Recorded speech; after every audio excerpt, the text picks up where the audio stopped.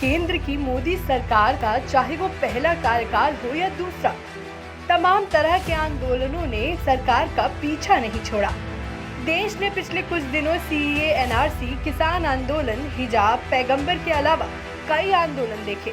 लगातार हो रहे प्रदर्शन, आंदोलनों ने और हिंसा की घटनाओं के बीच एक बात तो समझ आई कि हिंसक प्रदर्शन के दौरान देश को आर्थिक तौर पर कड़ी चोट पहुंचती है।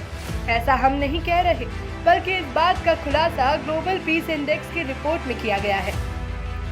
संस्था ने खुलासा किया है कि हिंसा की घटनाओं के कारण भारत को पिछले साल करीब 640 अरब डॉलर यानी करीब 50 लाख करोड़ रुपए का नुकसान हुआ है। रिपोर्ट इशारा करती है कि भारत 163 देशों की सूची में 135वें स्थान पर है, जबकि पाकिस्तान 54 और चीन 138वें स्थान पर काबिज है। रिपोर्ट के मुताबिक देश में सीएए, एनआरसी समेत कई अन्य तरह की हिंसक घटनाओं में बड़े पैमाने पर आर्थिक नुकसान उठाना पड़ा। अगर इन पैसों का सही जगह इस्तेमाल होता तो देश में आज कई कल्याणकारी योजनाएं रफ्तार भरती। ग्लोबल पीस इंडेक्स के मुताबिक करीब हिंसा के कारण देश को जो नुकसान झेलना पड़ा है वो भारत के कुल जीडीपी का 6% है। हालांकि ये कोई एक साल की रिपोर्ट नहीं है। जीपीआई ने अपनी रिपोर्ट में दावा किया है कि बीते कुछ सालों में हुए आतंकी और नक्सली हमले भी इसके लिए जिम्मेदार हैं। अगर वैश्विक शांति सूचकांक की बात की जाए तो भारत 72वें स्थान पर है।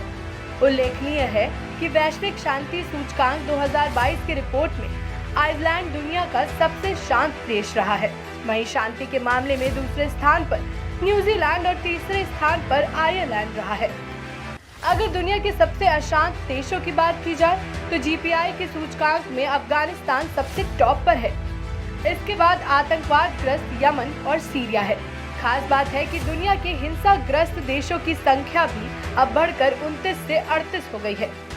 रिपोर्ट के मुताबिक अफ्रीका महाद्वीप के बाद एशिया दुनिया का सबसे अशांत क्षेत्र है। वहीं अगर हिंसा के वैश्विक नुकसान को देखें तो इसके कारण दुनिया भर में $16.5 ट्रिलियन यानी 1300 लाख करोड़ रुपए का नुकसान झेलना पड़ा है। फिलहाल ये डरावने आंकड़े सामने आने के बाद भी लोगों की आंखें नहीं खुल रही। हम आपको मिलकर एक साथ विचार करना होगा कि आंदोलन एक निहित दायरे और संवैधानिक तरीके से होना चाहिए। आंदोलन को हिंसक बनाने से हमारा आपका ही नुकसान है, क्योंकि सरकार और सरकारी संपत्ति हमारी और आप सबकी है। ब्यूरो रिपोर्ट, जनहित टाइम्स।